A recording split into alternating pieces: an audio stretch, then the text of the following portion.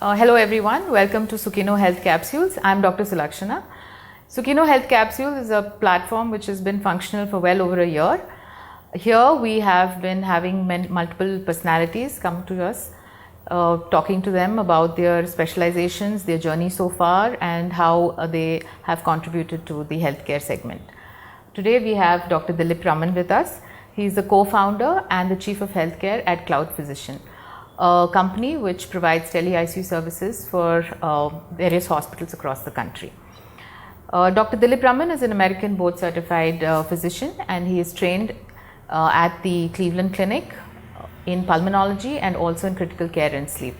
Welcome, Dr. Dileep. It's really nice to have you here. Thanks, Dr. Sulakshana. Happy to be here. So to begin with, we wanted to know what is technology-led critical care and how does it work? And also, what benefit does it bring to all the stakeholders involved? Yeah, one of the good things to do when faced with a question that is more of a concept is to look at the why. The why that we have in critical care is that there are a large number of patients across a country like India, very heterogeneous country, where critical care services is at a premium, because in India we have hardly around 4,500 fully trained ICU doctors, and those doctors need to take care of about 3 lakh ICU beds across the country. So 90% of your ICU patient population doesn't have ready access to fully trained ICU doctors. So that is the why. The reason that we exist as a company, as a tele-ICU company, is that we want to make sure that the patients who need critical care get those services no matter where they are. And the only solution at scale to provide critical care across this entire spectrum is to use a tool like technology. Technology allows you to scale your services to reach these areas which are hard to reach. So tele-ICU is a conceptual framework where a remote ICU doctor and a remote ICU nurse who's well trained and has a lot of expertise can reach an area where the doctors or nurses may not be readily available, use a technology framework and deliver the much needed care to these patients.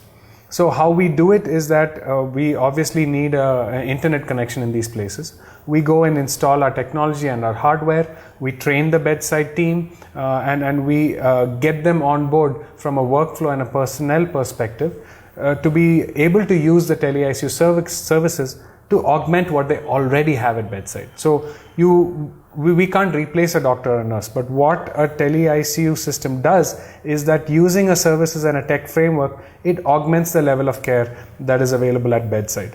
So that is the why and how of a technology-enabled care model works, and especially true in tele-ICU because you have a lot of telemedicine based models for sort of primary health care and low acuity stuff that's happening all across the country and the world, especially during the COVID pandemic. That said, the segment for high acuity, critically ill patients is harder to do in the telemedicine framework. And that is why you need uniquely designed solutions, of which tele-ICUs and smart ICUs are one solution to take care of these patients at need. So you mentioned the COVID-19 pandemic. So during the second wave, we had this huge disparity. There was a supply-demand kind of a gap, huge gap between that. So how did these tele-ICU services really help in mitigating that?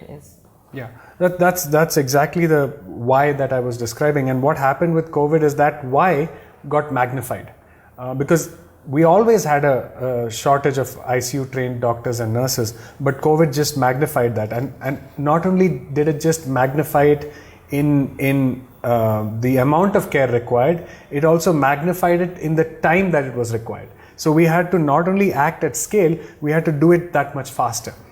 And sort of the proof is in the fact that when we were working with the governments and various hospitals during the crisis, we were able to rapidly scale up the services because of the technology we have. So while technology is just an enabler, it's probably 20% of the entire story.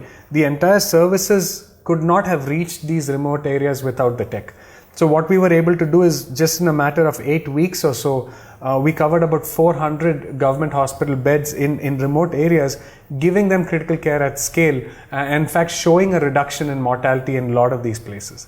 So what it allowed us to do is reach a large number and also do it in a compressed time frame, because there's no point in having an ICU run after 12 weeks or so, because then by then the peak of the pandemic is already done.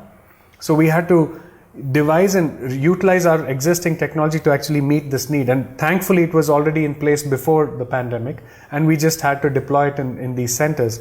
And it was a great learning for our entire team, and you know, during the pandemic its use case actually became more evident.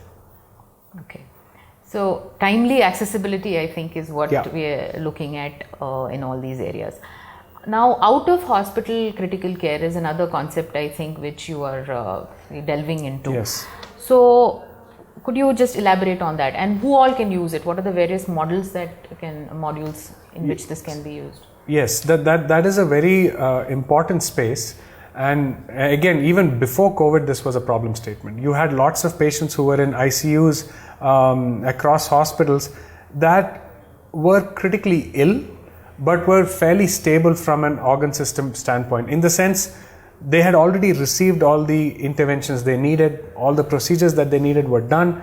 They were just too hard to take care of in a ward setting or in a home setting, and needed some sort of transitional care. So they were critically ill, but they were stable. And that is actually described in industry terminology as an LTAC, or a long-term acute care type of a patient profile. It's not really a high dependency patient or an intensive care patient that requires multiple procedures a day. This is a patient who has some dependency on life support machines, but just needs a transitional model for long-term acute care. So while it is critical care, it is not the type of critical care that you commonly associated with a high intensity intensive care unit. This is more of a long-term process. And under this transitional care framework, you have the skilled nursing facilities, you have transitional care units, you have LTACs, or like I mentioned, the long-term acute care units. And all of these places may require short bursts of critical care support that is layered on 24/7 monitoring. So if you look at this segment, you have the remote monitoring solution, which is getting data from the patient's bedside, but you then have the services framework where you need the doctor's input that takes all these monitoring data that comes to a central hub and then delivers care. The point being that some of these transitional care units do not need a full-time intensivist, and frankly what they need is just constant supervision and supporting the bedside doctors that already exist there. So it's not a traditional ICU and it's not a home setting. It is a transitional system that still needs a level of critical care. So for instance, some of these patients may be on a ventilator. They are not having the settings changed round the clock, but they need a ventilator expert to make sure that things are safe. So the construct here in a transitional care unit with a critical care patient is that safety is paramount. And to ensure that transitional care units take safe care of long-term acute care patients, we are ensuring that along the foundation of a tele-ICU system, the transitional care unit can be a safer place for patients, because all of this is patient-centric. It is safer for them to be out of the ICU if they don't need the ICU. Their mental status is better, there's less delirium, infection control is better, and most importantly, their family members can be with them. Right. And that completely changes how they look at recovery. So when you're looking at a transitional care unit, you get all the advantages, but you don't want to sacrifice the safety of a critical care team, ensuring that all the metrics from an ICU standpoint are safe. That is where the tele-ICU construct comes in. And that's the most cost-effective way to do it at scale without compromising quality. So as a transitional care facility itself, Sukino, how would this kind of a high dependency unit or a LTAC unit help this kind of a support help in the, let's say now the new COVID variant has come out. So how do you think we can really help out the patients, and what do we have to provide for the patients in this today's scenario? Yeah, as you've seen and we've all seen in the COVID pandemic, is that the recovery of these patients is often prolonged. And what they need after the acute phase is more of a long-term support, rehabilitation, but they may have some assistive respiratory devices. They may have an assistive airway known as a tracheostomy that requires specific care and monitoring. They may be on dialysis, for example. So the critical care framework that is plugged in using technology allows this to continue even after they have left the ICU. So they get the basic critical care they need throughout their long-term acute care journey. And that is where a long-term place like Sukino or transitional care unit like Sukino will be able to ensure that these patients who often need a long journey of recovery can get the best possible care, but don't have to be in a high-stress hospital environment. As we know, in hospitals, the risk-benefit ratio keeps changing during the patient's journey. In the initial part of the patient's journey, there's a lot of benefit because in a hospital they get minute-to-minute care, they may get all the procedures that they need, but there's also a risk of infections and other complications that happen. And as the journey continues through the hospital, we want to make sure that the patient is in the right place that matches their level of severity. And transitional care units, LTAC units, are exactly that space where they can continue to recover without all the other risks associated with a traditional ICU.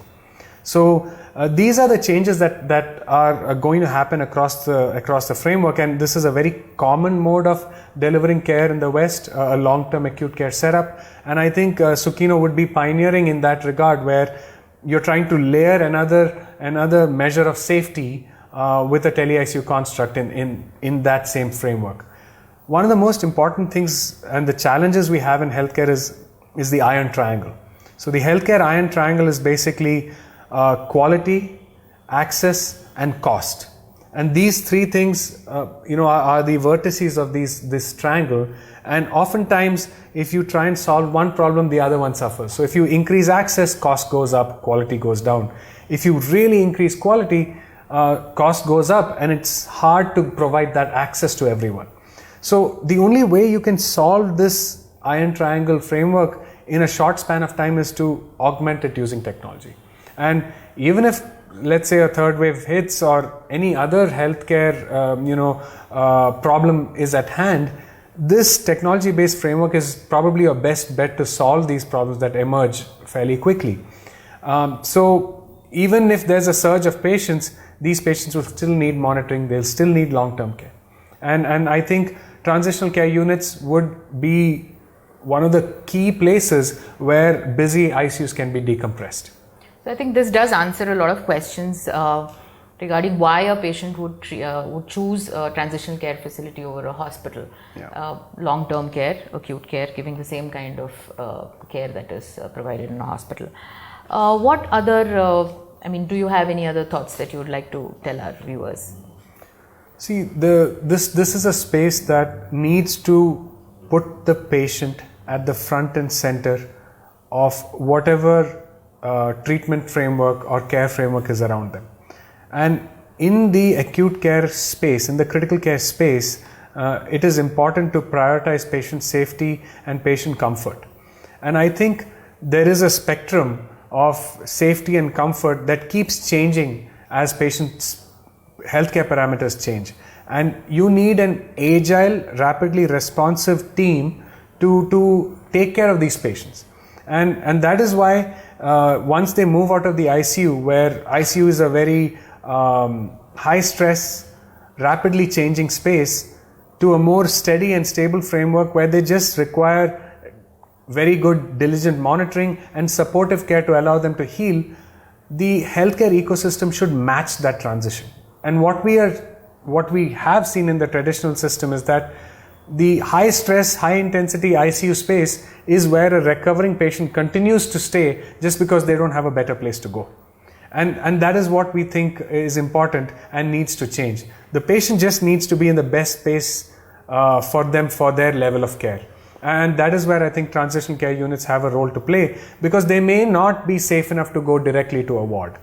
In the ward, they may not have the level of monitoring that's needed.